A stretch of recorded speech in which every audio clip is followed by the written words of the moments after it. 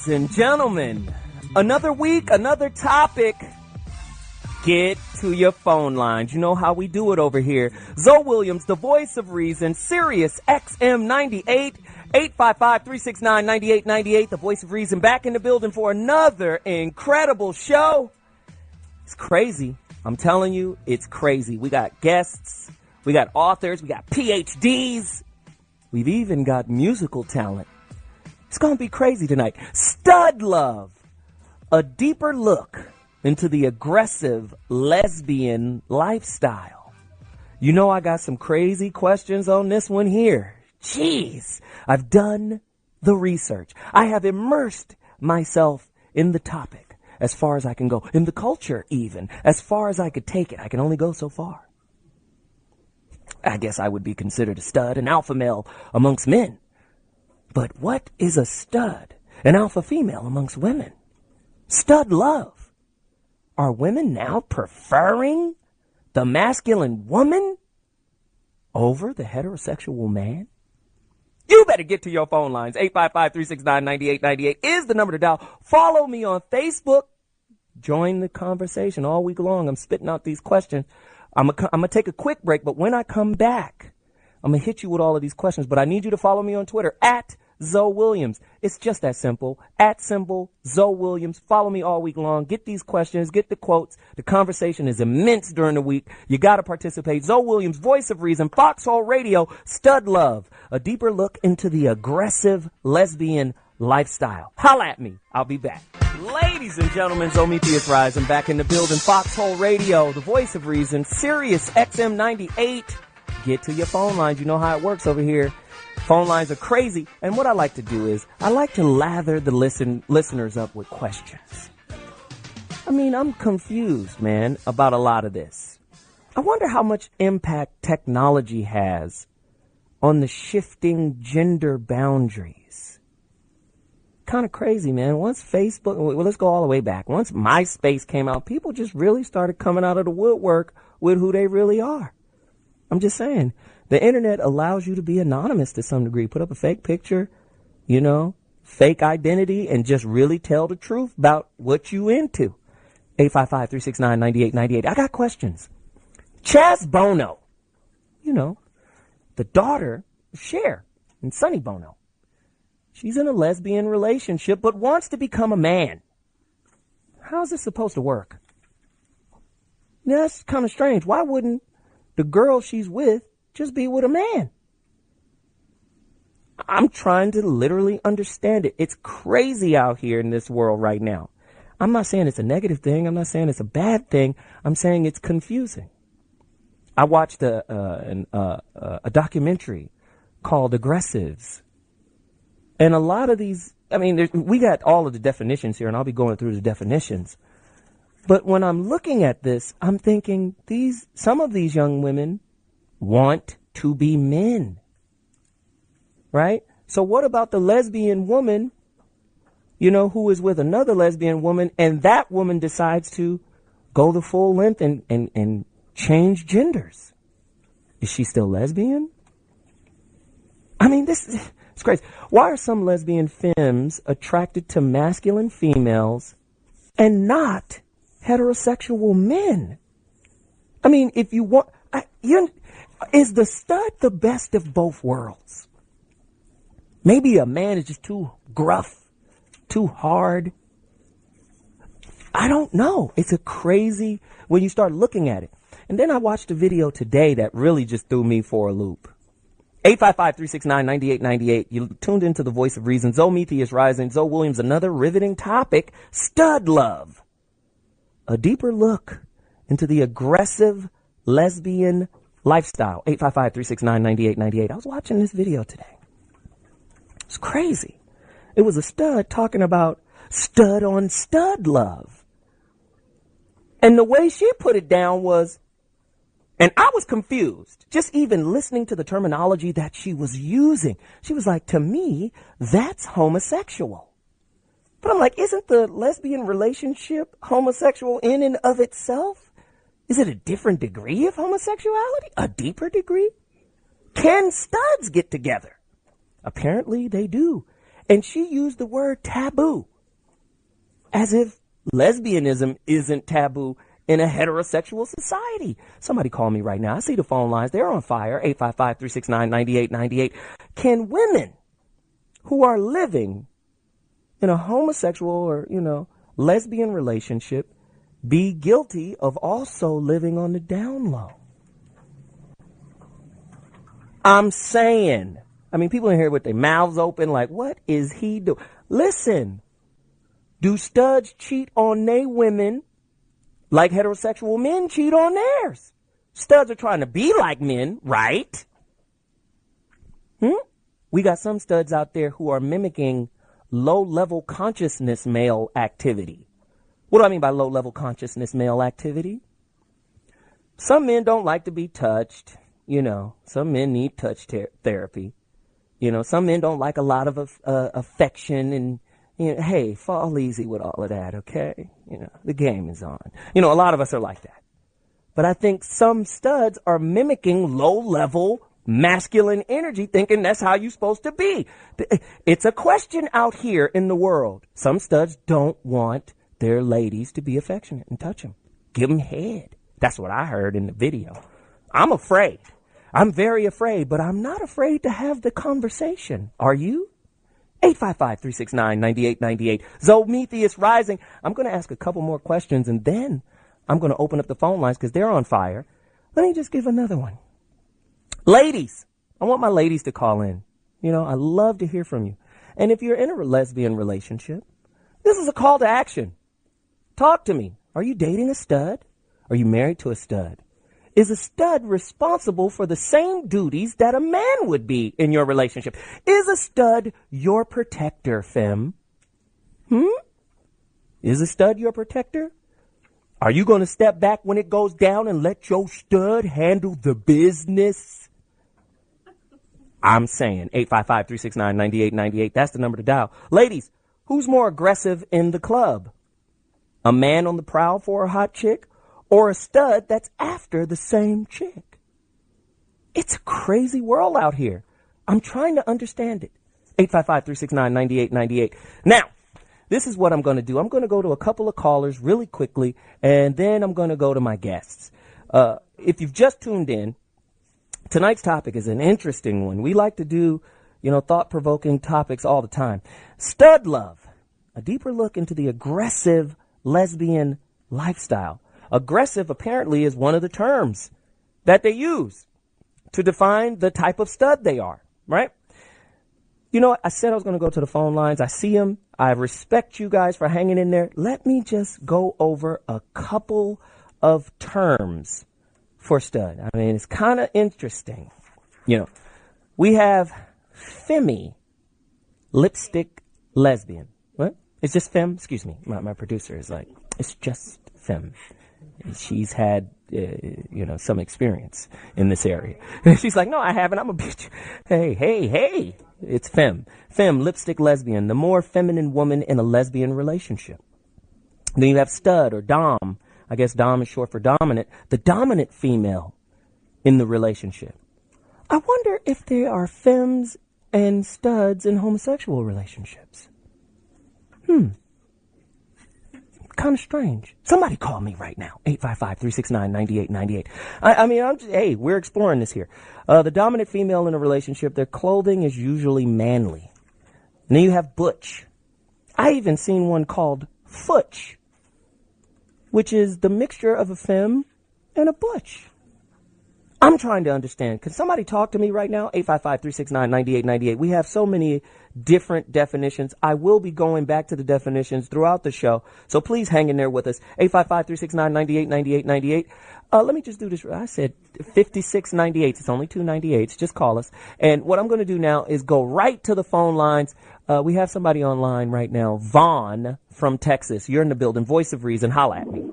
Hey, man, I got one of my roommates. I have 3 roommates, and one of them, she's a stud. And, we just was talking about this. She's married to, we're in the military, so she's married to another, a femme. And, sometimes she's a stud, like, to the fullest. She got the boy haircut and everything. Sometimes, late at night, it'll be another dude I'm thinking it's another dude knocking at the door, but it's another stud. Now, she has a bigger bedroom, And when we wake up, there's a new car out. So that same car is outside that was there at 3 o'clock. She says she don't cheat. She says they just be in there talking, but I don't know. You know, I don't judge her on what she decides to do, but it's like, you know, hey, I think they do cheat. I think there's something more going on, but I'm not against it. You know, that's what they want to do. But I do think that they cheat. I mean, if you didn't know her, you'd think she was a guy. She goes so far that she has her strap on that she wears like she's a dude, and it's like, wow. And I've never seen a female stand up pee, but she does it. That's to the extent that she goes with it. The question is, how does she do it without it running down her leg? How is that possible? You know, we were down in Austin, and we all went to the bathroom. A bunch of dudes went to the bathroom, and she went in there. Nobody questioned her, and it's just like I'm sitting here thinking, what does she have going on down there? But that's one of those things that, you know, as a roommate, as a friend, it's like, I'm not going to ask her, you know, I know that's her lifestyle, but I don't ask, you know, how are you peeing standing up? I just like, you're one of the most hardest chicks I know. She has to be. Hey, man, thanks for the call. I appreciate it, man. Thanks, Vaughn. Vaughn brought Texas into the building. That's crazy. I'm confused. 855-369-9898. My producer just handed me a question that I thought is apropos for tonight's conversation. For a woman that would rather be with a stud, does plastic arouse you more than flesh? I mean,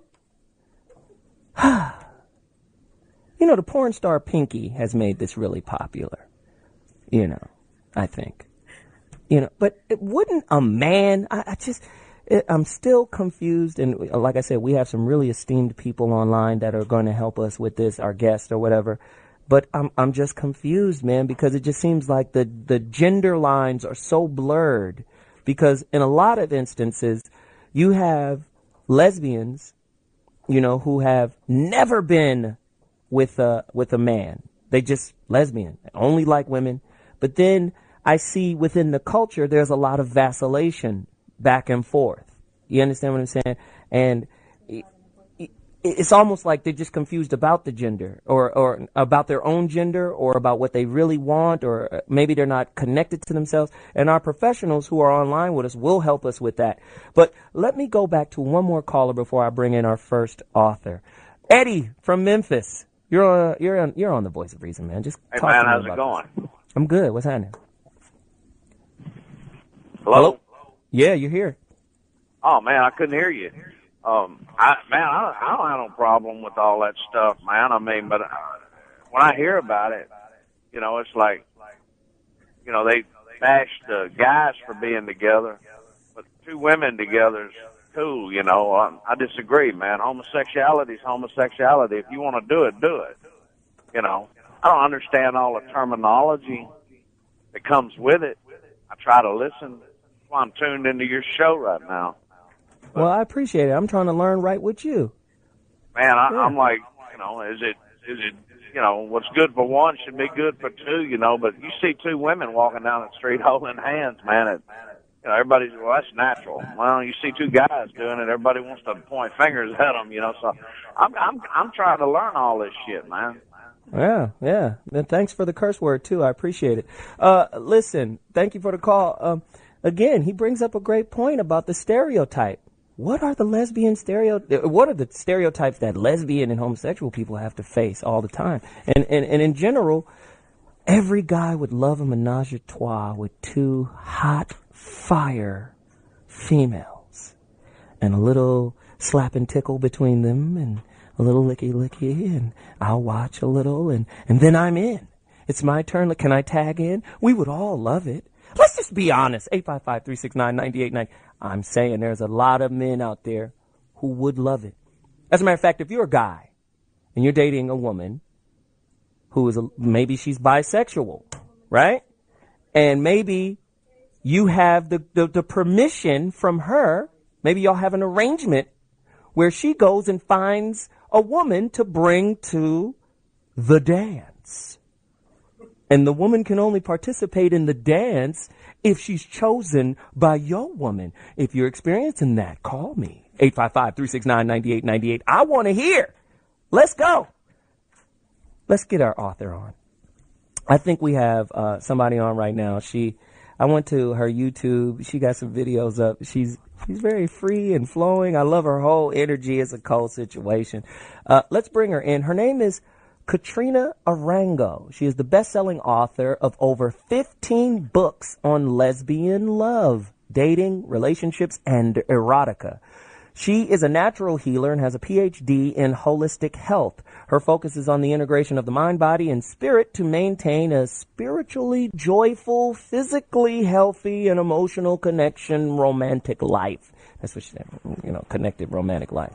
So her whole shit is about love and all the goodness. She has a very, very long bio, but that's okay. That means she's been putting her work in. What we want to do is bring her in right now. Invite her to the Voice of Reason family. The audience will love you. We've got callers. I want you to participate with them. Welcome to the Voice of Reason. ZoWilliams says to Katrina. Hi, Zo. How are you this evening? I am alive and well. How are you? I am doing just the same. Thank you. Now, I know you've heard all of those questions I was throwing out there. And there are a lot of people, just like Vaughn from Texas, that called in that are confused. They want to know about it. And we have a whole lot of people online right now from all over the country that maybe you can participate with and answer some of their questions, yeah? Certainly. All right, well, let me ask you this first. Why did you decide to write this book called The Femmy's Guide to Love? The Fem's Guide. I mean, there's an E at the end. The Fem's Guide to Loving a Stud. Why did you write this book? Well, I actually had the idea in my head for many years, but I didn't really have enough information to actually write the book. And so over time, over the years, I've gotten to know so many women who identified as stud. And in fact, most of my friends are studs. So I always get this inside glimpse into what really makes them tick. So I guess you could say this book comes from over 15 years of talking to, studying, interviewing, and being in actual relationships with studs.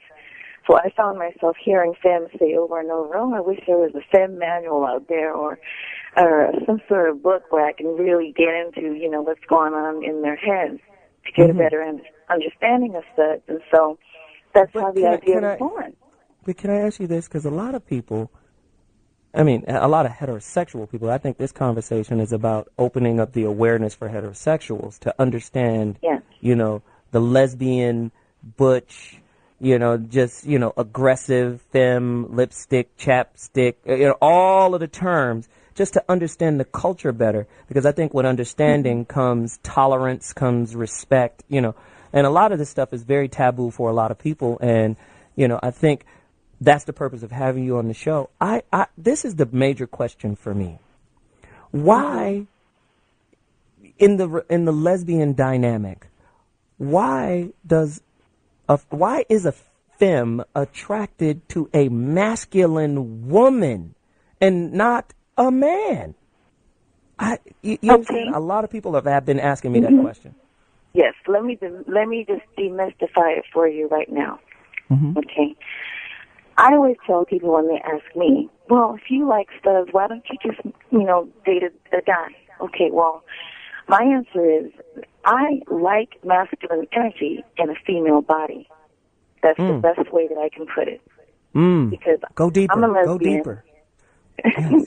Right? I love women, and I love women's bodies, and when the clothes come off, whether there's men's clothes or women's clothes or whatever, it's still a woman.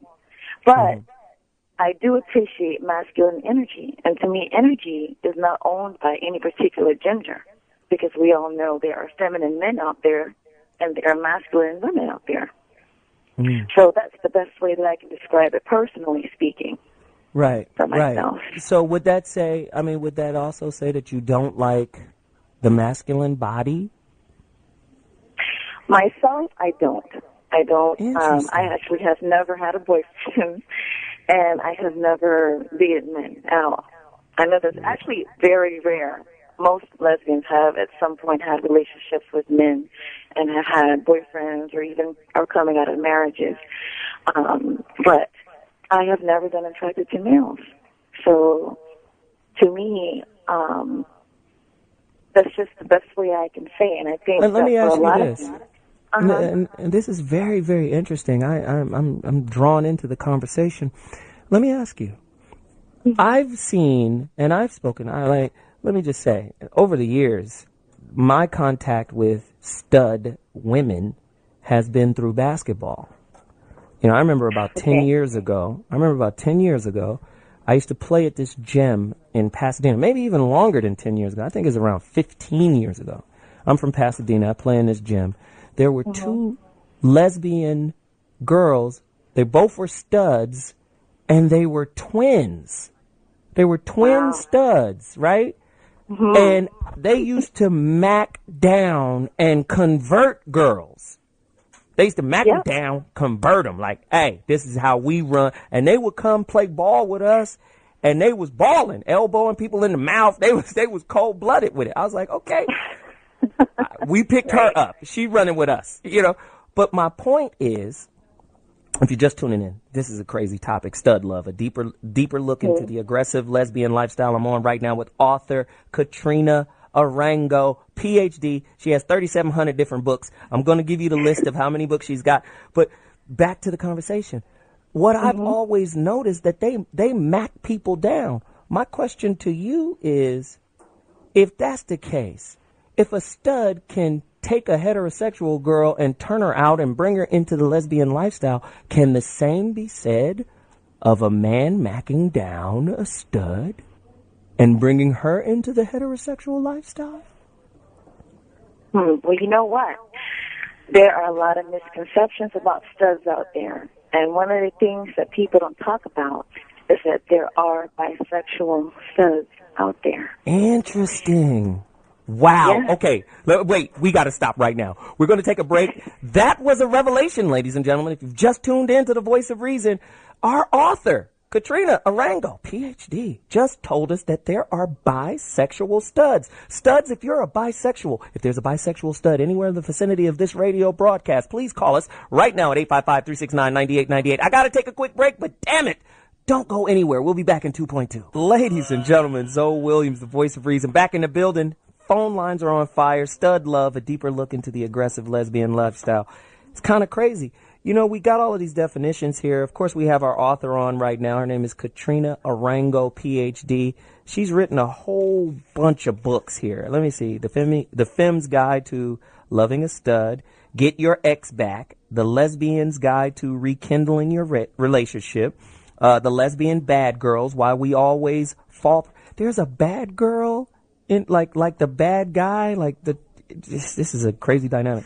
Lescopes, Love and Sex Astrology for Lesbians, Endless Longings, 5 short stories to intrigue you, Wide Open, Hottest Lesbian Erotica. It goes on and on. I'm not going to read all of them, but geez, she's got books. And I was reading something in these definitions, Katrina, that was quite interesting to me. The word dyke. In some circles, the word dyke is considered like a derogatory statement, right? Yes, it is. But it's a derogatory term, right? Mm-hmm. Yeah. It is, yes. But a lot of people it's like lesbians. It's like lesbians' word for nigga. Yeah, it is. And some lesbians have taken power over that word and said, no, we're going to proclaim ourselves dykes. Yeah? That is very true. Wow. Mm-hmm. This is crazy. Katrina Arango in the building right now. Katrina, would you like to talk to some people? I would love to talk to some people. All right. Well, you can do that right after I ask you 2 questions. How about that? Sounds good to me. I'm just having a good time. I felt your energy, you know, when I watched those videos, and you be tripping. You was in there singing, and I was like, she is in the building right now. So let me ask you a couple of questions. What are the biggest stereotypes surrounding the aggressive stud lesbian lifestyle? Oh, there's a few out there. The biggest stereotype, and not all studs want to become men. There are a growing amount of lesbians that are transitioning now, but not all studs want to be men. A lot of studs completely identify as a woman and don't want to be anything else. Mm-hmm. But there's a whole lot of stereotypes. Some of them are all studs date femmes, and we know that stud on stud exists, although it's kept mostly hush-hush. For some reason, it's like a taboo. Within a but taboo. It It's like a taboo Oh, within yeah. a taboo, right? It is. It's like being super queer. But it Wow. is. What, explain that. Explain super queer. That just came to my head right now. But it is. It's almost like being gay on top of being gay, because most people expect a stud to date a femme or a feminine woman. So when you see her dating another masculine identified woman, it's just like being a double-layered gay, you know. Wow. Another, stereotype is that all studs pack or wear the strap on. That's not true. All studs are players. That's not true. All studs are oversexed. I know plenty of femmes that are, including myself, so that's not true. Okay. Tell your business. All right. There's also, especially with straight people, a lot of straight people automatically assume that aggressive or stud women or doms are into hitting their partners or, are just aggressive and jealous and overbearing. That's a myth. Not all studs are that way. And there are studs that do like to be touched and like to be penetrated and, are open to their partners another way. So there's a lot of stereotypes out there. And one of the biggest ones is all studs are dominant. And that's not true. There's a lot of subcultures within the subcultures of lesbianism, and one of those subcultures is actually dominant submissive lifestyle. And there are many studs or butch women who are also submissive, so they're not all dominant. Wow. There's a lot of stuff that a lot of people probably their heads are spinning right now, but the fact is that these are some stereotypes, and they're not all true about all studs. Okay. I got a good one here. Do studs have maternal instincts? Yes, they do. And That's but it's kind of crazy, right? Yeah, I know many studs who have gotten pregnant because they've been in a relationship with their partner. For whatever reason, the partner is unable to get pregnant. She's infertile or, what have you. So, we have a lot of studs now carrying babies, and some without even having a partner. They just want to have a child, and they feel, hey, I'm still a woman, I have a uterus, so why not? Wow. And so, okay, let's go to some phone lines. Hey, 855-369-9898. If you want to talk to Katrina, she's cold right now. She's giving us a lot of information, a lot of insight about the aggressive stud lifestyle within the lesbian dynamic. I'm learning a whole lot right now. I'm just exacerbated. Let's get to JJ from Missouri. Thank you for holding on for so long. 855-369-9898. JJ, your time to talk. Show me. Hey, how are you guys doing? We're good, man. Good, thank you. Hey, I just have information, or I have stuff that I can do as well. I'm actually a Gold Star, and my wife of 23 years is actually a Gold Star too. If you don't know what Gold Star means, that means I have never slept with a woman ever in my whole life. I'm 41, my wife is 45, and my wife has never slept with a male. Wow. Right. Hey. So wow. we got married. We're in the Marines. We're not anymore. My wife is now a surgeon, and I drive kind of over the road with a lot of celebrities, so I do a lot of entertainment stuff. So wait, JJ, hold on one second. How would we label your relation? You're married. We would are. You consider, yep. Are you heterosexual? No, I'm a gay male, and my wife is a lesbian, and she is more a stud in her. And my wife has a girlfriend, and I have a boyfriend. We all live in the same house together. Oh, wow. Yeah. I'm gonna make it somebody else interesting. call. I want people to talk to JJ. Jay, you stay on with us. I'm confused. Why would you get married? Well, back in the days, it wasn't a topic that you could talk about as freely as you can now. I mean, back when I was in the military and she was in the military, we did it because we wanted to protect our future. We wanted, benefits. Something that we wanted to do. She wanted to become a surgeon. I supported her in that, and we are best friends. We do everything together. We make decisions together as far as our relationship, and then our partners we all kind of sit down together as a family, and we're talking about kids maybe, and my wife doesn't want to carry kids. I don't want to father kids, so my wife's girlfriend said that she would carry kids, and my boyfriend said that he would father the kids. So we were all thinking about having kids together. It kind of seems weird or something, but it's what really works. But that's where kind of like the gold star comes in. But my wife's girlfriend is more on the lipstick side, is what society calls it, or a lot of people do. But my wife's girlfriend is more butch than my wife is, being as far as the intimacy in their relationship. Does that make any sense? I mean, I'm trying to follow. Katrina, does that make sense to you? I feel like I'm at Magic Mountain on 18 roller coasters. I don't know where we're going now. So, Katrina, our author who's on right now, talk to me about this dynamic relationship that's going on. JJ, don't leave. I'm not. I'm here. Okay. Well. That's a lot, right? That's a lot. It's a lot. But it seems like they have a family unit set up that works for them. So, but how could you raise the children in that kind of environment? I'm not saying I don't know what I'm saying, but how? I've adopted two kids. I mean, I've already adopted two. I personally have adopted two kids. My wife kind of didn't really know that much about it. I kind of did it without her knowing about it, and I adopted two of them anyway. And, those are my kids, and I've taken very good care of them. And JJ, I hate to cut you off. I'm sorry, but stay with me. What are their genders? I mean, their orientation. Their gender. They're both boys. But I mean their orientation. Do they like women? Do they like girls? Yeah, they are both boys, and they both went in the service. And my oldest son, he is married to, and we love his wife. She's a sweetheart.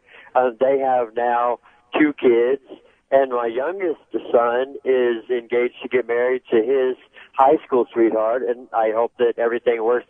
I think they're a little too young. They're my children, but. I hope that all works well for them, and they're very happy. And they when I first got them, when I first adopted them, it was really rough. And how old were they when you first adopted them? 10 and 13. Okay, so they were little. They were little, but they were old enough. Right, old enough, yeah. And they had that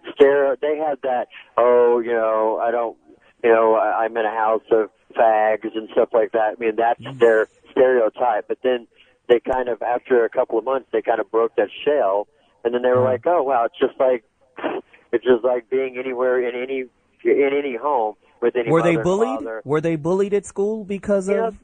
They weren't. They really weren't, because of course I'm very active I'm just very active with my children and with my kids, and that's why.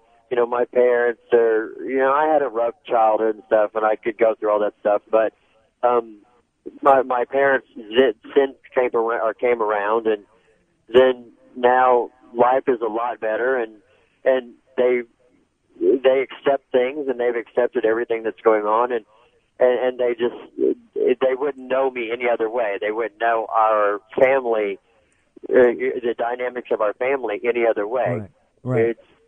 It's kind of, it is kind of weird to hear about it, but if you've seen it like all at hand, you'd be like, wow, I wouldn't know it any other way than that. You know what I mean? Wow. Hey, JJ, I just want to say thank you, man. I appreciate you for sharing your information. No problem. You took this show over the top, man. I appreciate it. Thanks again. Woo! Wow. Katrina. Yes. Is the lesbian world, the culture, and even homosexuality, maybe you could speak to this too, is it this stratified I mean, because typically heterosexual, my producer, I think she's gorgeous. I like her. And that's that. Right. It ain't a lot of like, you know, like mixture in there. You know, like I like her and her cousin or something. You understand what I'm saying? Like there's not a lot of extra in it. It seems like it's a lot of vacillation back and forth in the lesbian dynamic. Am I misreading that? Am I misinterpreting that? Well, when you say vacillation, what exactly do you mean between women not knowing what they want, or? Yeah, yes, or because he came and said gold star, and what I'm surmising here is that it's probably rare to come in contact with somebody like a female who has never been with a male and always liked women, period. I think I'm just guessing here. Maybe I don't know. Maybe there's no empirical evidence or stat to back that. But I would think coming in contact with most people, maybe you can share through your experience that most people have vacillated back and forth. Yes? If it's not a vacillating thing, a lot of women, especially starting out, in their teenage years, it just depends on their situation. A lot of women will have boyfriends or even get married because they just feel that that's what they need to do, for as far as society pressure and whatnot. What about molestation? We all know that. Well, we know that women of all sexualities have been molested, as well as men. So a lot of people want to think that that's possible, that plays a factor into someone becoming a lesbian. And that's a debatable subject. But, Katrina, though, seriously, like, if you want to go deep on it, you can go deep. Like, what happens if you're molested, if you're a girl, you're molested by a weird aunt or something like that? Somebody call me, 855-369-9898. Of course, being molested is a violation. Of course, is to me, it's like rape, But what happens, because I know there's a confusion there, especially at a young age. What happens if somebody is young, they're molested by the aunt or the cousin, and the person that's being molested has an orgasm? And then there's the conflict of the orgasm feeling good, but knowing that this is wrong because that's a family member. What happens? How does that affect a person's sexual preference? Well, that sometimes with women who have been molested when they were young, that is a fact that, sometimes they're conflicted because when it happens, especially if they're very young, they're confused, and physically, the sensation itself feels good, but, you're at odds that, okay, this person is doing this to me and I feel dirty or I feel scared or I feel angry or whatever. And, of course, there are lesbians who have been molested by men and or women. These days, there's no, you can be molested by any gender. But I don't know if that really actually plays a deciding factor in the majority of the way. And, of course, yes, there could be a woman who was molested as a young woman, and maybe that she's never been with anyone else, and so that's what she knows, and so she continues on with that. I'm sure that has happened because, in the world, there's a possibility for everything to happen. Wow, this is riveting. Yeah, there's so many ways that a person can say they have come into their lesbianism, and it is very rare. Like I said to you, I'm probably one of the only other lesbians I know that's never been with a man. It is very rare. Most lesbians have been with a man before. Some are born that way. In the case that I feel that I was, some decided it's a choice because maybe they just don't. Some it just falls on them like a surprise. So look, Katrina, So Katrina, we have to take a quick break. I think you're covering a lot of ground here. This is good stuff. I've heard from a lot of women I've done relationship roundtables all over the country, back and forth, and I've heard from women that a lot of women are trying lesbianism because there are no good men. I don't know if you've heard that, but we'll discuss it when we come back. And okay. Listen, Voice of Reason tonight is crazy. Stud Love, a deeper look into the aggressive lesbian lifestyle. 855-369-9898. The phone lines have been jam-packed. It's crazy. We're going to come back to callers. We're going to come back to our guest, Katrina Arango, PhD. And we got a special guest coming up soon. I'll get with you on all of that in 2.2. See you in a minute. So here's the thing. I haven't been here like 2 years. It's been like 2 years I've been here. On purpose. I have a stalker who lives in the surrounding area, right? And every time I do a show near her, she wants to come out and then hook up with me after the show, which sounds good, but it's not, right? Because she's been with a lot of dudes. I mean, a lot. Last time I saw her, she said, "You want some of this?"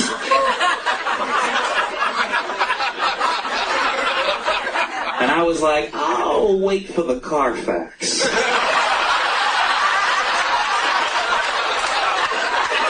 I mean, there's been a lot of damage in this area. I want to know the numbers. Here's what it is, I don't know anybody. All day I sat in the room and watched lesbian porn. I'm over 18, I can do that. Lesbian porn, two girls going at it. And what was funny to me is I'm watching this one, and you could tell which one was the guy in this situation because she still had her socks on. I love when I said that because the women laugh, the guys are like, "What's wrong with your socks on?" So I wear my grippy socks is what I do. I put my grippy, stop moving, stop.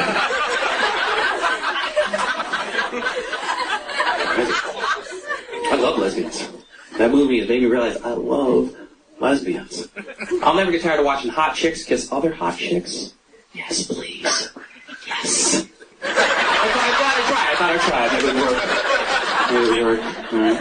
I have a friend, she's a lesbian, right? And her wife, both of them are beautiful. They're the kind of couple that like to hold hands in public. And guys will see that, guys just stupid stuff at them. Guys are like, oh, lesbos.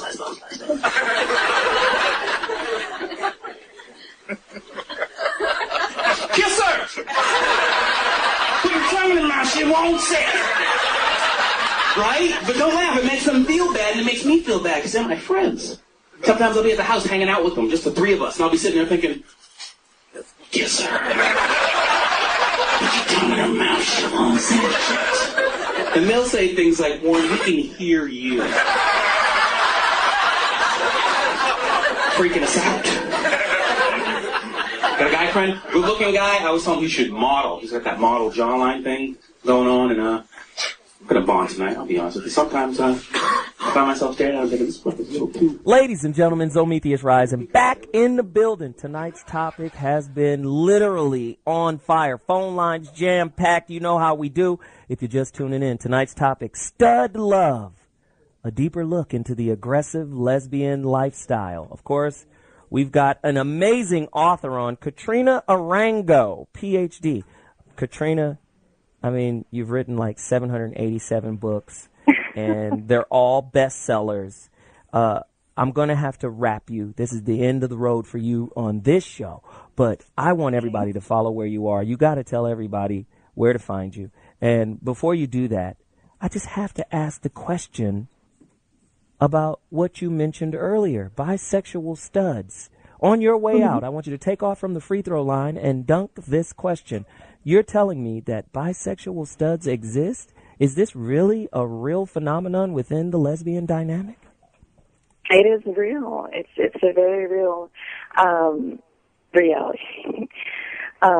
It's you got to understand sexuality is such a complex and layered thing, and your sexuality has nothing to do with your identity. That in itself is another show.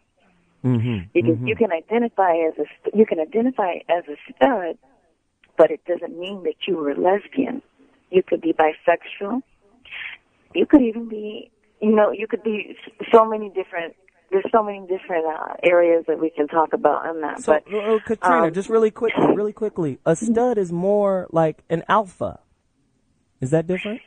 Is that the better way to say it? An alpha? Just an alpha person, maybe? It could be. Like I said, there are studs out there who are not dominant. I'm gonna go on a limb and say that most studs are dominant in nature, but there are some that aren't. Wow. But that doesn't mean that they can't be bisexual or that they can't also like men.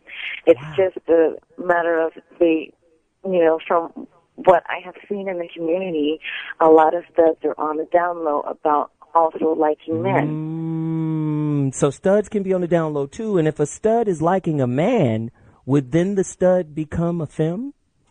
Would she, would she tamper down some of that aggressiveness? Well, I haven't personally been in the bedroom of a stud that's been with a man, but not necessarily. There are men out there that like masculine women. Jeez, this has been amazing. I just want to say I thank you for being so candid, so open, so honest, sharing it all. You just laid it out. Even JJ from Missouri had to call in because of you. I appreciate it. Where can people find you? What's your website, YouTube, Twitter, whatever we got to do to connect? How do we do it? Okay. You can visit my official website. It's the lesbianbadgirl.webs.com. You can find me on YouTube, The Lesbian Love Doctor. And you can find me on Facebook, The Lesbian Love Doctor. It's all there. You can Google my book if you want to find any of my books, actually. If you can't make your way to my website, you can always Google Katrina Arango, or you can Google the book that we've been discussing, The Fem's Guide to Loving a Stud, and it'll be right there for you. Wow. Hey, I appreciate you. Thanks again. Thanks for coming on. Thanks for all the information. We've got to move. Now this is what we're going to do. Thank you, hon. Now this is what we're going to do. We're going to continue this conversation. But before we do, we're going to have something special this week. We're going to have a spotlight, a vignette. Yes, I think that's what we call it. A vignette. We have a very talented family member in the studio right now, and we want to bring him on. He's Foxxhole family. He's Fox King Management family. I mean, he's a part of our movement. And brother just dropped an album. Dude is a writer, producer. I mean, he's written for everybody. And my daughter is going to go crazy when she finds out that he co-wrote a song, or you probably wrote the whole record, didn't you? It's your record. It's a co-write. It's a definite co-write. Yeah, she's going to go crazy when I say the name. I'm kind of like skeptical of even saying who he wrote for, because she's going to, tear her hair out over it. If you're familiar with the record in the background, this is the brother. His name is Lonny Bereal. He's a singer, songwriter, producer, live performer, a complete artist. I've seen him perform with Fox many times, on the Blame It tour. I mean, they killed it. Him, Lil Marcus, they destroyed it. And dude is super talented beyond belief. The talent of Lonny Bereal is a throwback to an era of the complete entertainer. Dancing, singing, he can do it all. I've seen it with my own eyes. And I've always been wondering, when is this dude going to go ahead and jump off the cliff with his own thing? And I think now is the time. A few of his most recent credits include, damn it, I got to say it, Chris Brown. And if my daughter's listening, she's probably going to call me and be like, you know somebody that knows somebody. And no, hilarious. I don't know Lonnie. Jamie Foxx, of course, Carrie Hilson, and Keisha Cole. Really quickly, you co-wrote some stuff with Fox? What was the record you co-wrote? I did Overdose with Fox. I did Intuition. Cole record. Definitely did Love Brings Change. That's a Cole record. There's a few more. Carrie Hilson, what record was that? Carrie Hilson, One Night Stand featuring Chris Brown, as well as another song on her the album before this one that's out now called Do It. Yeah, I did that as well. And I got a Jewish friend, homeboy of mine, Cole homie of mine, loves Keisha Cole. Oh, really? When I tell you, wow, he's damn near borderline stalker Keisha Cole. Borderline, yeah. Is she around? I'm coming. Well, he lives in Malibu.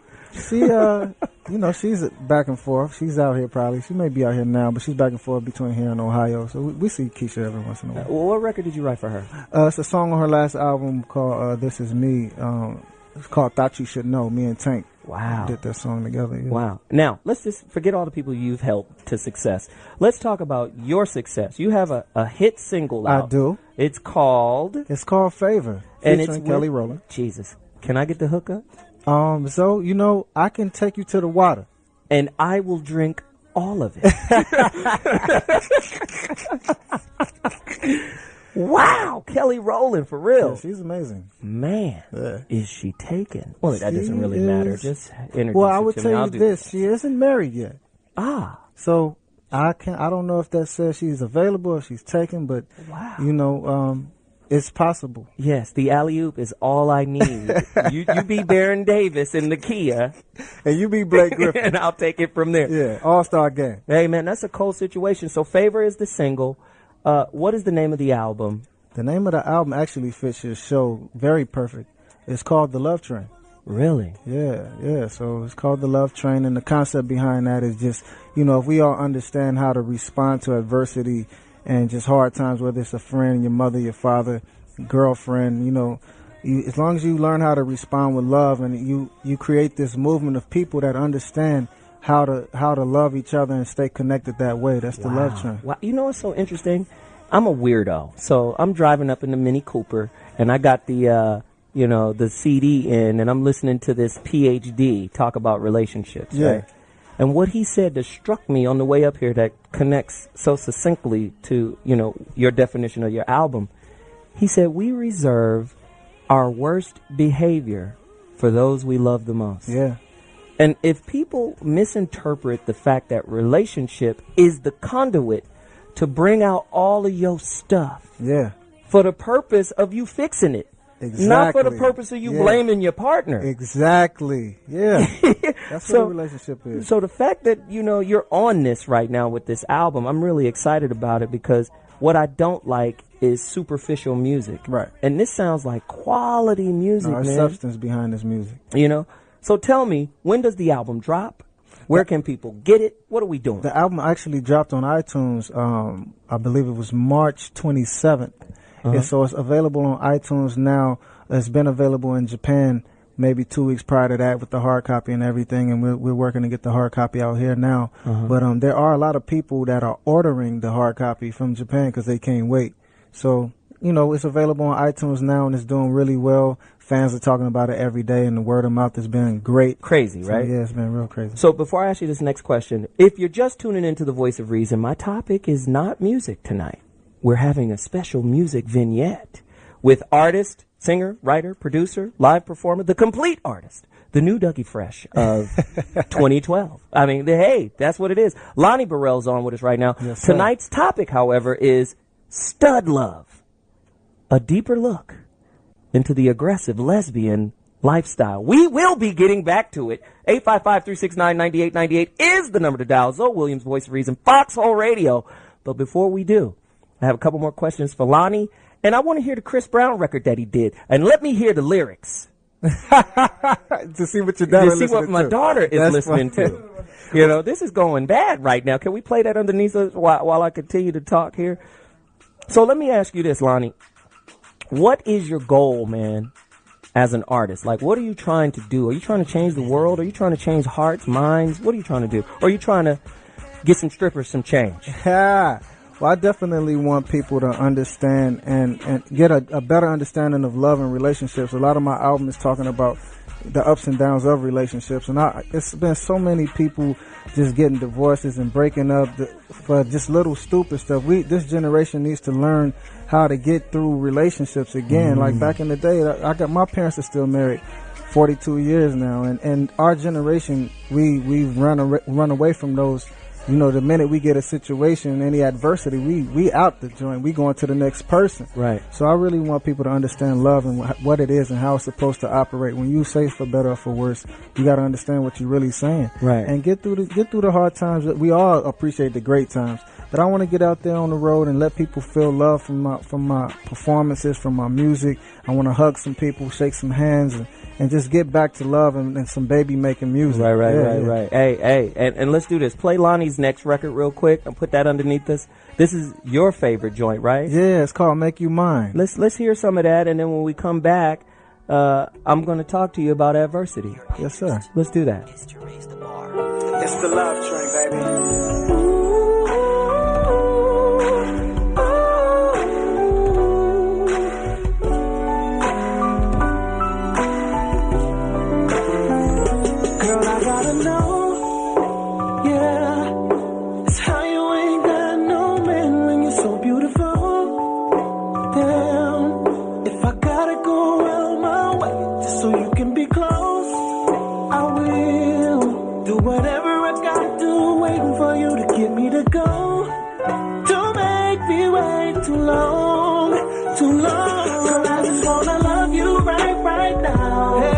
I've been wrecking my brain, can you explain how ain't nobody wiped you up by now? Hey, I gotta be out of my mind if I don't take you, love you, don't worry about a thing, I got you, then I'm gonna touch you, hold you, what I gotta do to make you mine. I know you heard about my play away, I give them all up today, if you let me take you. Ladies and gentlemen, Zometheus Rising, the voice of reason, back in the building. I just wanted to tease you just a little bit. You got to go get the album. You got to go get it. I can't play the whole record. Everything ain't free. I just wanted to tease you. That's Lonny Bereal, talented songwriter, producer, live performer, the complete artist. He's here with us right now. He's Foxxhole family. Yes, sir. In 2 minutes, maybe less, we're going to get back to our topic. If you're just tuning in, Stud Love, a deeper look into the aggressive lesbian lifestyle. It's been crazy. Phone lines are on fire. It's kind of what we do around here. It's the norm. But before I do that, I want to get back to Lonny real quick and just say, man, who's some of your favorite talents, artists, guys that are out there right now? And then I'll get to my adversity point. I definitely got to say R. Kelly. His talent is classic. It's timeless. Mm-hmm. He stays relevant anytime he puts something new out. Loving what Chris Brown is doing, Usher, Neo, Tank got a new album coming out, and he's always, serving his audience well. Absolutely. And so those are some of my favorites. Of course, Beyonce. Yeah. She's killing. There's a couple others, but I can't think of everybody at the moment. But okay. Kelly Rowland is definitely one. She's doing. Don't play though. Yeah. I'm serious about that. I got you, Zoe. Okay. I got you. Alley-oop. Now, back to the point about adversity and relationship and the Love Train CD. Mm-hmm. I've done my research. I know your father's a pastor. I was invited to the church. I was going to come through and just fall through. Oh, wow. Don't get it twisted. I'm in the loop about what's happening with my folks. And a lot of people don't understand how important adversity is to the development of a relationship. Yeah. Right? Yeah. And in the religious context, you look at the word Satan. A lot of people are scared of the word Satan. Mm-hmm. But if you look at that word, it's adversary. The adversary, yeah. And from the word adversary, you get adversity. And if you don't have adversity, you don't have a life. Yeah. Right? And like your grandmother would say, what don't kill you can only make you stronger. Go to Job. You can test him, but you can't kill him. So adversity is part of the developmental phase of relationship. Yeah. Now, if your album is about that, I will be buying it shortly. There's definitely, it's definitely about that. So, people got to understand adversity isn't set up to break us. Right. We got to get through it. Let's work through this. There's always a way. Where there's a will, there's a way. And, adversity either brings out the truth. It brings out the truth, or, it just shows growth. And it's an opportunity to grow. Every time you face with adversity, it's an opportunity to grow stronger. Wow. So, well, I'm sure the Voice of Reason listeners appreciated your music. They appreciate you. We're going to go out with your single. I thank you for coming in, man. Hey, man, thank you for having me. Hey, man, it's all love, man. We're going to do it. And we'll be back with Stud Love, a deeper look into the aggressive lesbian lifestyle. It's going to be crazy. I'll get back on that train in a minute. I'll holler at y'all in a second. Ladies and gentlemen, Zometheus Rising back in the building. Tonight's topic has been way out. I mean, I know we like to push the boundaries, but, we kind of jumped straight up off the cliff tonight. Tonight's topic, Stud Love, a deeper look into the aggressive lesbian lifestyle. And I mean, Callers have been online. Crazy. We got all kind of research here, too. Gayest town in America. Surprised. I mean, we have a whole list here. Here's the complete list from a source called The Advocate. We're going to go from the bottom to the top, and you'd be surprised what the number one gayest city in America. Who do you think the gayest city is? I would have thought right off the top, no offense, ATL. Then I would win San Fran, and but I don't know. I have no idea. Is Atlanta the gayest town in America? 855-369-9898. Should the song Shaka was singing be called or be rewritten, remade, I'm every gender? Seems like we're moving into that phase. 855-369-9898. It's crazy. The bottom on the list here of the gayest towns in America, I'm just going to give away some of it right now. Forget San Francisco. San Francisco is considered 18th on this list. And New York didn't even make the list. How about that? You say Pittsburgh is number 19. San Fran, 18. New Orleans, 17. D.C., 16. D.C., huh? Interesting. Wow. Number 15 is Denver. Listen to this city. Number 14, Long Beach, California? Really? Let's go. 13, Austin, Texas. 12, Portland, Oregon. 11, Little Rock, Arkansas. 10, Grand Rapids, Michigan? I don't know. If you live in these areas, somebody call me right now, 855-369-9898. I'm just saying. Number 9, Atlanta. Number 8, Knoxville, Tennessee. St. Paul, Minneapolis comes in at number 7. Ann Arbor, Michigan, number 6. Number 5, Seattle. Fort Lauderdale, Florida, number 4. Cambridge, Mass, number 3. Number 2, Orlando, Florida. And number 1, this was a shocker to me. Number 1 is Salt Lake City, Utah, the gayest city in America. Somebody from there call me right now, 855-369-9898. Forget San Francisco or New York. The gayest city in America, in the United States, is Salt Lake City, Utah, according to The Advocate, the gay and lesbian news magazine. Rather than rely on the U.S. Census tabulation of gay and lesbian populations, which inevitably yield San Francisco as number 1, The Advocate used different measures to establish per capita queerness, including a city's number of teams entered into gay softball World Series. It's a lot of stuff going on that I have no idea about. What is really happening? Including, let's see, they even do the census at gay bookstores or openly gay elected officials and semifinalists in the international listen to this. The International Mr. Leather Contest. What in the Feast of Samhain is going on, which is held every year in Chicago? This is crazy. Somebody help me understand this. This is why we had our guest on earlier today. She was setting up, she was clearing up a lot of things that we just simply don't understand. And what I'm starting to pick up is, I think a lot of these people, and when we bring on our next round of guests, I think a lot of these people, not to sound off-putting when I say these people, but a lot of people who are gay, lesbian, bisexual, transgendered, or whatever, I'm sure they're the target for a lot of discrimination, bullying. A lot of stuff has to be going on. I'm sure of it. I'm absolutely sure of it. Before I bring on my next guest, I want to bring on a caller who has been on for more than an hour. I need to talk to this brother, and then I'll bring on my guest. Rich from Dallas, talk to me right now. Hey, Zo, how you doing? What's up, man? Hey, I currently am kind of involved with a girl. She is the wide spectrum of everything that you said. I mean, she actually has a stud girlfriend. She's cheating, has another stud that she's cheating with. She also sees me.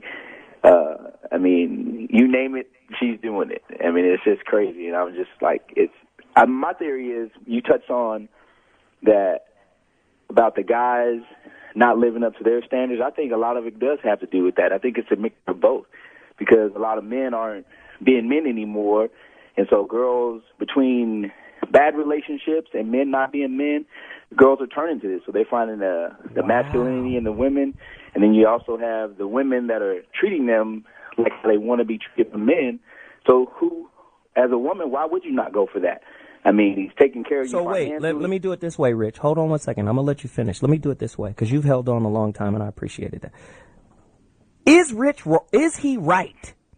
I need ladies to call in right now and tell me if Rich is right. I've heard this from a lot of people who have said, yo, ain't enough good guys out there.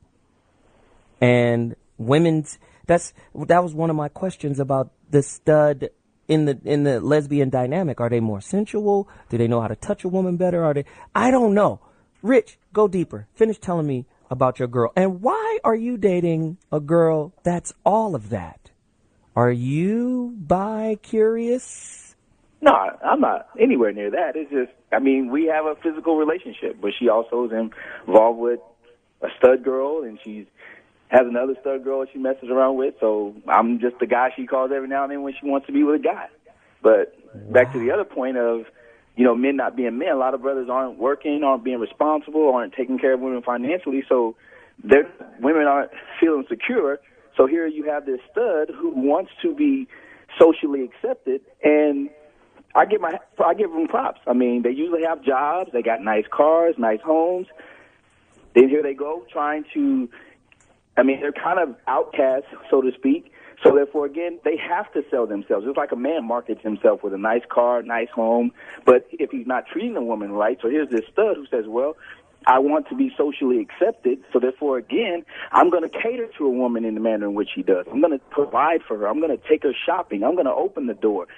But you know what, Rich? I don't think that's being socially accepted. She might be conforming to the social norm that a man should be doing, which is taking her shopping and open the door, paying her bills, protecting her. But I think to enter into a lesbian relationship, and I'm not saying anything is wrong with it, I think that's socially abnormal. That's just the kind of society we live in. 855-369-9898. If you agree or disagree, I want to hear your opinion. Thanks, Rich, for the call. I appreciate it, man. I got to move. We've got guests. Thanks for holding on for so long. My next guest who's going to grace us, and I want all of the callers to participate. I want all the callers to ask her questions. Her name is Nikki Rashan. She is the author of 3 novels, and that's Double Pleasure, Double Pain, You Make Me Wanna, and Cyberspace. She is, these books are suspenseful yet humorous. Nikki shares stories that are honest, moving, and bright, or bring light to the lesbian love connection. I mean, we brought people on that could actually speak to this via their experiences. Through her writing, she has gained a supportive audience that crosses race and gender lines. And I think a lot of what we have been exposed to today shows us, the crossing and the blending and the mixture of gender lines is what's happening here. Just because we label somebody a lesbian doesn't mean they're exclusively just like women. We're starting to find that there are tiers and layers, and it's really, really stratified. And Nikki Rashan is going to come on and talk to us about it. Nikki has been featured in Milwaukee Magazine, Swerve Magazine, Stud Magazine, and she also participates in the gayneighbor.org campaign. So, again, she's got a lot of information. Nikki, welcome to the Voice of Reason. How are you? I'm good. Hey, Zoe. Hey, I've been listening to the whole show. It's crazy, just like you said. Hasn't this been crazy off the chart? 855-369-9898. That's the number to dial. Call in, talk to Nikki Rashan. She's going to tell us about what's happening. And I want to bring on one other person, but I'm going to wait until I ask Nikki these questions. Okay. Nikki. Yes. Stud or femme. What's your preference? Have you ever dated a stud?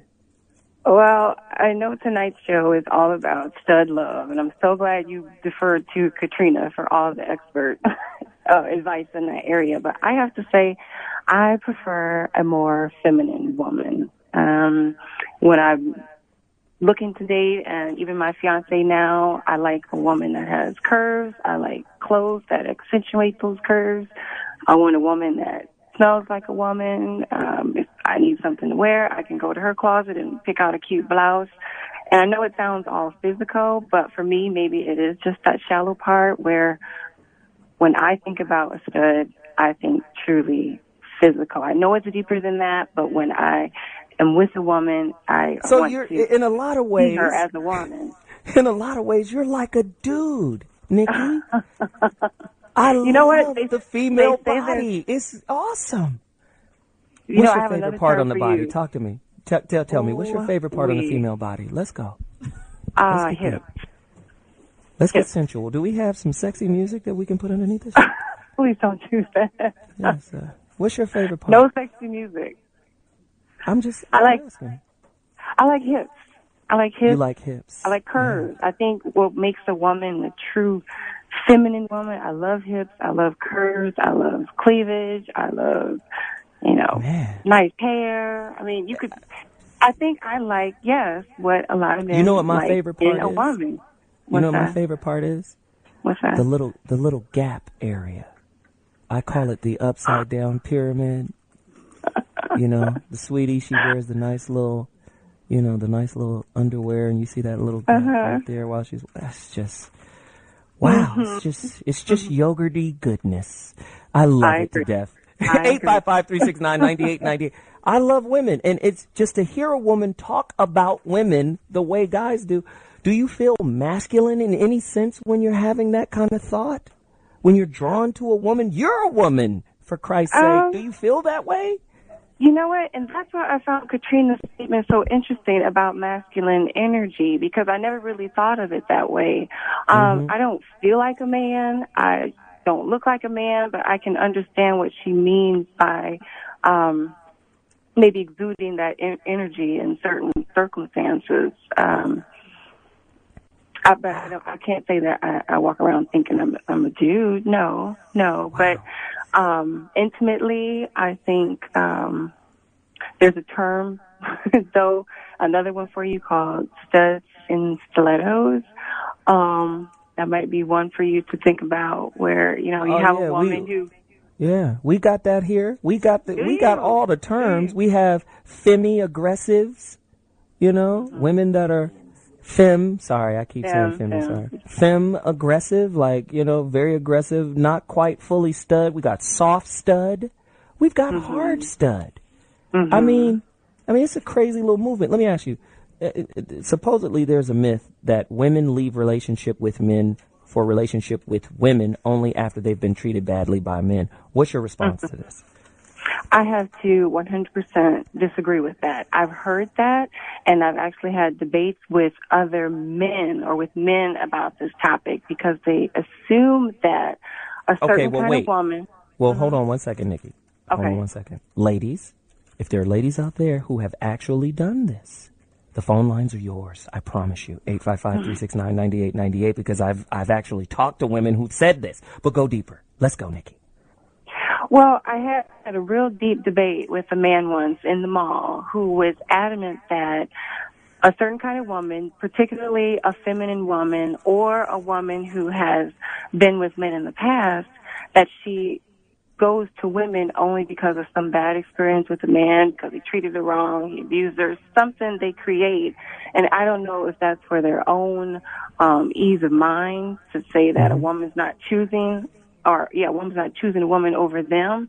But I have to disagree. I am not a gold star, as they mentioned earlier. A long time ago, I was married, and I did not leave that relationship because I thought, or I wasn't being treated right. I really could have had the American dream, but I had Nikki, to really... Let me ask, because this is amazing. You were married a long time ago. Do you ever think about the penis? No.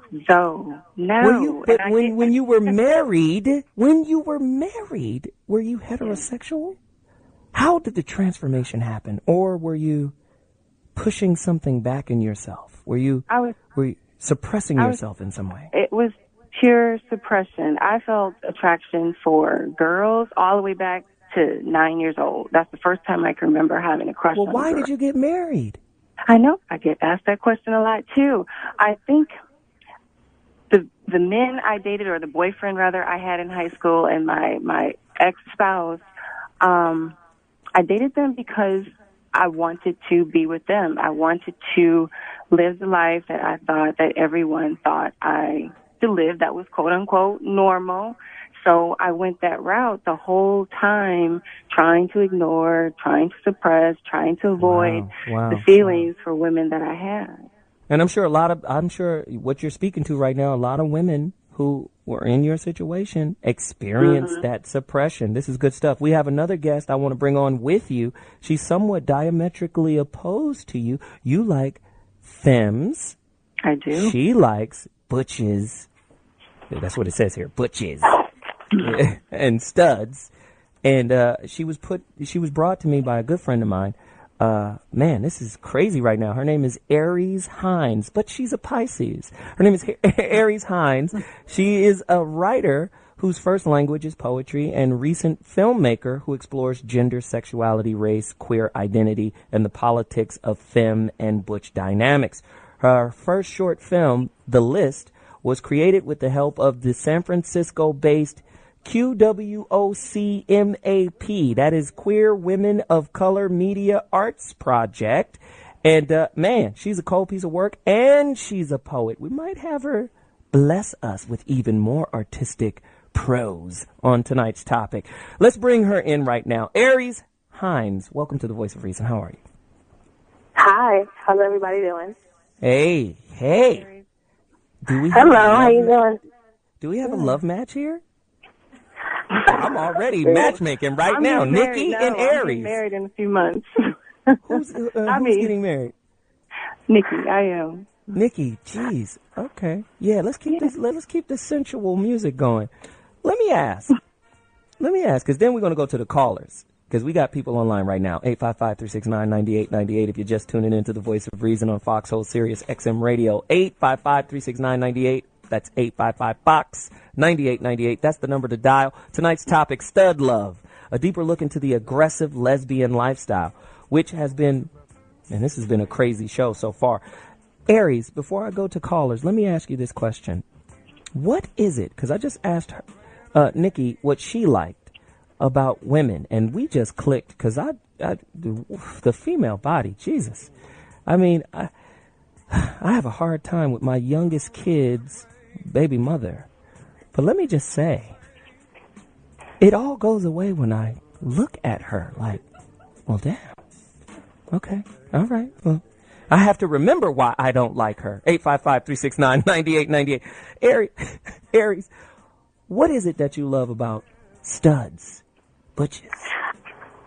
You know, I think that I received the same social norms that everyone else did. You know, I was definitely encouraged and taught that, you know, you like men, you marry men, you be in relationships with men. But I realized at a young age as well that I felt more closer to women. I felt more comfortable, and it was just where I felt most like myself. And so that piece is what I found to be the most important first, with stud and butch women. And second, I found that, you know, sort of similar to your last guest, I really love female bodies, you know, that have masculine personalities. I love the touch of a woman. You know, I love how my partner makes me feel. To help our listeners follow you, would that be like a soft stud? The definition of what you're defining? You know, I don't think that I think that the kind of women that I date wouldn't necessarily be called soft or hard. I think they would be somewhere in between, because they're very kind, you know, they're very sweet. They do like to be touched. You know, they're everything that anyone else would want in a relationship. And so, no, they wouldn't be soft. They would definitely just be considered butch or stud, not necessarily hard or soft, maybe somewhere more in the middle, just because, you know, I try to think of gender and sexuality as a spectrum, right? And so everybody is somewhere between a 1 and a 10. And so the people that I date are probably somewhere on the 6 to 7 range, which is comfortable for me. Wow. So look, we have somebody calling in right now. from Detroit. They've been on hold for a minute. Let's take this caller, and then we'll go to break, and we'll come back and get the rest of the callers. 855-369-9898. You're on the Voice of Reason. Turn your radio down just a taste. That was D from Detroit, but D dropped. Dang, D was going to tell us something. So this is what we're going to do.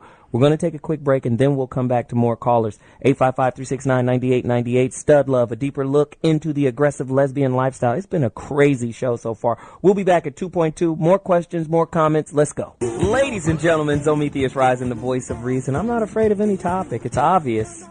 And tonight was no exception. Stud Love, a deeper look into the aggressive lesbian lifestyle. Whew. Cold situation. Ladies, my special guest, Nikki Rashan, author, Double Pleasure, Double Pain, You Make Me Wanna. I thought that was Usher, but that's okay. Cyber Case. And of course, Aries Hines, who is also poet, film producer, the whole nine yards. And they're diametrically opposed. Nikki Rashan likes femmes, and Aries likes studs. My question is, who's more aggressive in the club? A man on the prowl for a hot chick, or a stud that's after the same chick? Either one of you guys can answer that. Aries, what's your thought? Aries, are you with us? Oh, did we lose Aries? Oh, yes, Yeah. yes. I'm sorry. Here I am.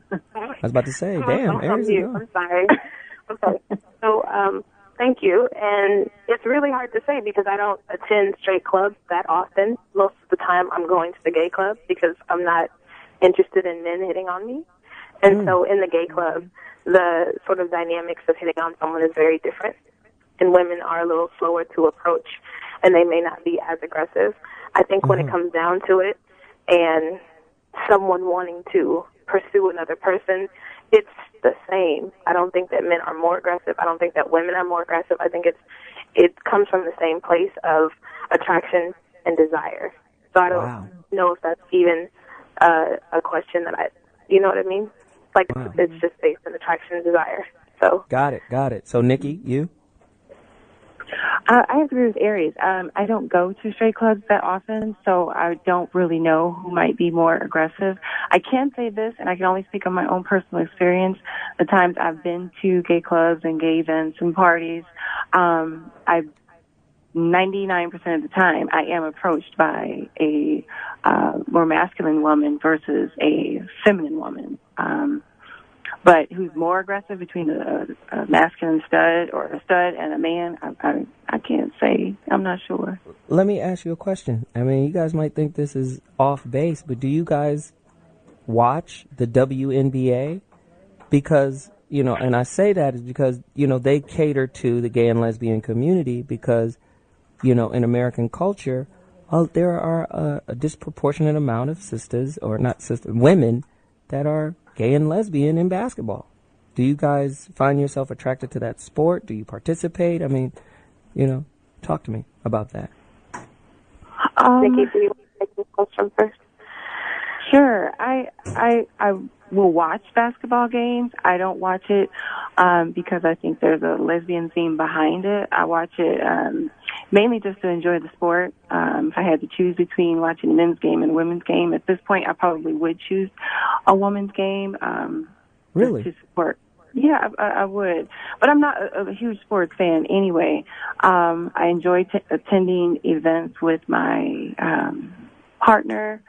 But I can't say that we do it strictly because there might be a large lesbian attendance there. We do it truly just for the because I was going to say, is basketball now a magnet for lesbians? Because maybe that's a place that seems to be more accepting of them and their participation. What do you think? That was something that I was going to touch on. I mean, I think what you have to understand in the range of, sort of careers and places where you are accepted as a lesbian or where you are not as likely to be criticized or outcast or beat up, the sports arena is one of those places. And so I don't think that lesbians or gay people are flocking to the sports area. It's just that if you are an athlete, it may not be as hard but there's still that area for you to be, beat up and outcast and all those other things, but it may just be, sort of one or two steps easier. And so I don't watch sports because I don't like them. I'm not a sports person. Wow. But do you guys want to talk to? I'm sorry, because we're trying to get it all in at the last few moments. No do you guys problem. want to talk to our callers? We have a couple of callers that want to speak to you guys. Do you mind? No problem. All right, here we go. Larry from New York. What is your experience of all of this that we talked about today? It's been crazy. Well, I can appreciate both women's stance on how they feel their attraction.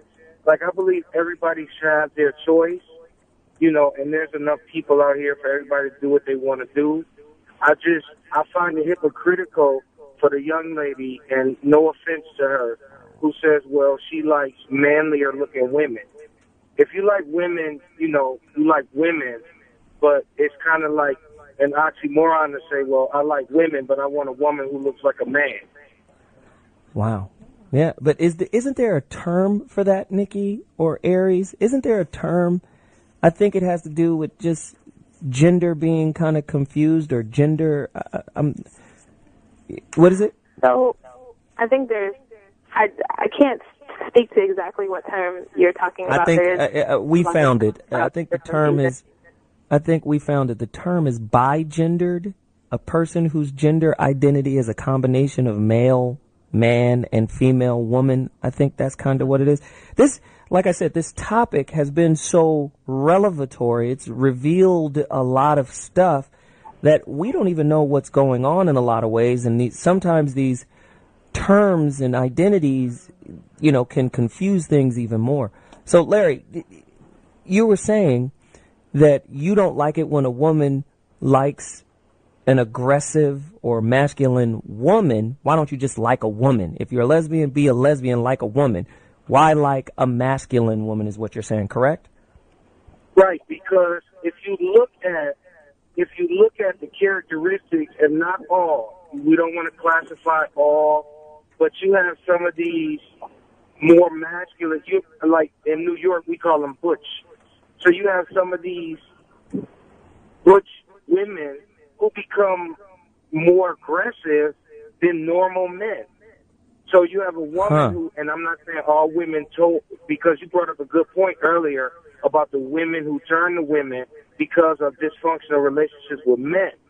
So you have some of these women who turn to women because of dysfunctional relationship with men, but then they turn to these butch women who are more abusive to them than a normal man would be. Hey, thanks for that call, Larry. Back to Aries. Do you find that butch or, stud lesbians are aggressive and violent like a man in lesbian relationships? I don't think that butch and stud women are any more violent than biological males. I think that it's a misnomer to assume that butch and stud women, because they are considered aggressive or because they exhibit more masculine senses in their personalities, are going to be more violent. I think that there is abuse and violence in the gay community, and it's something to always keep in mind, but I don't think there's an instance of more of it. I think more than anything, the worst part is having the assumption that masculine women are terribly violent or are dangerous, and that's not the case at all. All of us humans have masculine and feminine in our bodies, males and females. Yeah. That's and interesting. so, someone like myself who appreciates a female-bodied woman who exhibits more of her masculine sense, it doesn't mean that I'm wanting anything from a man. It's not about a man. Just like that, different people are going to like different kinds of women. That's the kind of woman I like, and that's it. It's not really about having any connection to something about a man or needing anything relating to a man. This is just what I like, and that's it. There's nothing underlying. There's not a reason why. It just is. And that's interesting. The part that I think a lot of the people are missing. Right. That's interesting. Let's go to our next caller, our final caller of the night. William from North Carolina. You've got about 40 seconds how to you tell doing? me what's on your mind. I'm good, man. Let's go. Okay. The way I see it is, you know, it's like a opposite and a negative to what you see on the inside and the outside of a book. Whenever you got the more dominant looking woman, it's usually the film that's got more control. I mean, it's just like that every time. I mean, I've noticed plenty of cases. I have plenty of gay female friends that I dated, and they're still, and then the most dominant woman, she'll turn around and go back in with a man. Wow. Hey, thanks for the call, William. I appreciate it, man. That's a great point. Let me go to Nikki Rashan. Is he right? Is he right? Are the femmes in control more times than not? That's so hard for me to answer, though, only because, again, I haven't dated or really been in a stud-femme relationship. I had one over 10 years ago, and I can't say that either one of us tried to control the other. Either one of us tried to emulate any masculine so you can only qualities. go by you can only go by your own experience of it. Yeah. Well, let me just do this. Tonight's show was great. I appreciate Nikki Rashan and, of course, Aries Hines to come on and share. This was a great topic. A lot of calls, a lot of calls. Appreciate you all. ZoWilliams, Voice of Reason, man. We're going to continue to push the envelope with the topics and information. I'm going to check with y'all next week with another heater. But for now, we're going to go out on this piece of music. I want you to vibe with me, and I'll get with y'all next week. Thank you, everybody. Peace.